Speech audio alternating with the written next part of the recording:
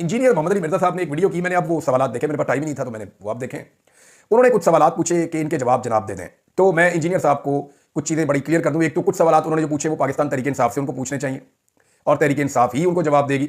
जैसा कि तहरीक इंसाफ के शहरियार अफरीदी साहब ने कहा था कि आर्मी चीफ कौम का बाप होता है, तो मुझे तो इस बात से कभी भी कोई इत्तेफाक नहीं था। ये तो बात ही गलत है, कोई किसी का बाप नहीं होता, अपना ही बाप बाप होता है। तो लेकिन शहरियार अफरीदी साहब ने थोड़े दिन पहले इस स्टेटमेंट को नेगेट किया है, बल्कि उन्होंने बड़ा सख्त एक बयान दिया और उन्होंने खुलकर कहा कि जी ऐसा कैसे हो सकता है कि इंडिया के आर्मी चीफ को नहीं जानते आप, बाकी आर्मी चीफ को आप नहीं जानते, पाकिस्तान के आर्मी चीफ को हर चीज़ के अंदर मुदाखलत होती है, हर महकमे के अंदर, हर जगह के अंदर। तो उन्होंने काफ़ी क्लियर किया अपने पुराने स्टेटमेंट को और उन्होंने बताया कि अब वो ऐसा नहीं सोचते। लेकिन इस तरह के सवाल जो पूछने हैं वो इंजीनियर साहब पूछे पाकिस्तान तहरीक इंसाफ से, मेरे से मुतालिक जो सवाल हैं उनके जवाब देने के लिए मैं पाबंद हूं। लेकिन इंजीनियर साहब ने जो चंद झूठ बोले हैं और जो कुछ फ्रॉड किए हैं वो मैं उनके सामने रख देता हूं, जरा इनके जवाब पहले वो दे दें। उन्हें बहुत शौक है मुनाजरे करने का, हालांकि जब भी कोई मुनाजरा करने के लिए पहुंचता है आलम दीन, मुझे तकरीबन 2 दर्जन उलमा इकराम ने अब मैसेजेस कर दिए कि जनाब हमारे साथ बात करके ये मुकर के भाग गए। यानी उलमा इकराम मुझे बता रहे हैं कि जनाब हमारे साथ राब्ते हुए हैं, हमने इनको सवालात भिजवाए, इनके साथ बातचीत की है, हमारी खतों किताबत हुई है, आपस में बातचीत हुई है, और ये हमेशा भाग जाते हैं मुनाजरे से।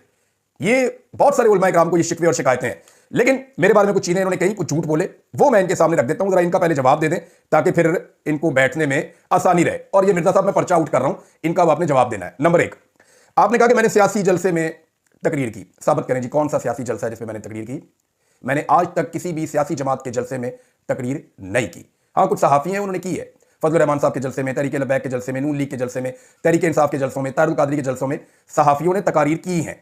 लेकिन मैंने आज तक किसी सियासी जमात के जलसे में तकरीर नहीं की है। ये आप साबित करें कि कहां की है। नंबर 2, आपने इल्जाम लगाया कि फैज़ हमीद के साथ मिलकर मैंने बंदे अगवा करवाए हैं। मैंने अपनी पूरी जिंदगी में फैज़ हमीद से ना कभी मुलाकात की, ना कभी उससे टेलीफोन पर बात की, ना कभी मैं उसको मिला 1 मिनट के लिए भी, 2 मिनट के लिए भी, कोई 1-2 जुमलों का तबादला भी नहीं हुआ। मैं इस बंदे को जानता ही नहीं हूं। हाँ, ये पता था ये DG ISI है पाकिस्तान का, लेकिन मेरी इसके साथ कभी कोई इंटरेक्शन नहीं हुई। तो एक तो मैं फैज़ हमीद से कब मिला ये आप साबित करें और बताएं। नंबर 2, आप ये बताएं कि फैज़ हमीद के साथ मिलकर मैंने कौन से बंदे अगवा करवाए, उनके जरा नाम भी आप शेयर कर दें। नंबर 3, आपने क्लेम किया कि असद तूर साहब, मुतीउल्लाह जान साहब और अबसार आलम साहब पर हमलों की मैंने मजम्मत नहीं की। मैं उसकी वीडियो जारी कर चुका हूं, आपने वो वीडियो देख भी ली होगी कि तीनों वाकयात की ना सिर्फ मैंने मजम्मत की बल्कि मैं इनके साथ खड़ा हुआ। तो अब आप इसके ऊपर या तो माफी मांगे या साबित करें कि मैंने मजम्मत नहीं की। आपने कहा कि इमरान खान साहब के बच्चे बाहर हैं, इस मामले पर आपने तनकीद की और लोगों को मना किया कि इमरान खान का साथ ना दें, अपने बच्चों को ना आने दें, और खुद अपने बच्चों के बारे में आपने कहा कि आपका काम मुश्किल है, लिहाजा आप अपने बच्चों को इस काम में नहीं लाना चाहते, बल्कि आप अपने बच्चों को बरतानिया में सेटल करवा देंगे। तो जनाब आपके बच्चे इतने कीमती हैं कि दीन के काम, इतना कीमती काम, इतना ऑनर वाला काम आप अपने बच्चों को वो नहीं करने दे रहे कि इसमें रिस्क है। लेकिन आप इमरान खान के बच्चों पे सेम टाइम में सेम तनकीद कर रहे हैं जो पाकिस्तानी है भी नहीं, उनकी मां वहां की रहने वाली है, उनकी परवरिश शुरू से ही वहां पे हुई है। तो ये जनाब आप इसका भी जवाब देंगे कि अपने बच्चे आपको इस तरह क्यों लगता है और इमरान खान के बच्चों के बारे में आप ऐसा क्यों सोचते हैं। नंबर 5, आपने बैरून मुल्क जाने पर मेरा और अपने लीडर नवाज शरीफ का मवाजना किया है।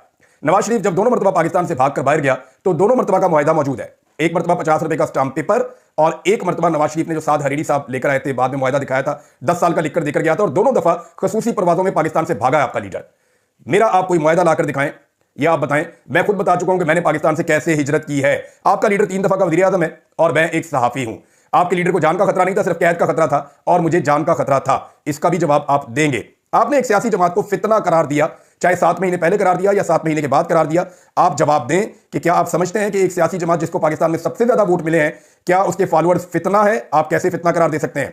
7वां सवाल, आपने डिजिटल दहशतगर्दी का लफ्ज इस्तेमाल किया। आप कैसे डिजिटल दहशतगर्दी का लफ्ज इस्तेमाल कर सकते हैं? हमने ये लफ्ज आर्मी चीफ और DG ISPR के मुंह से सुना था। आपने ये लफ्ज कहां से सीखा? आपको इसके बारे में बताना चाहिए। इन 7 सवालों के जवाब दें, फिर आपको बताते हैं कि आपसे कहां मिलना और कहां बात करनी है।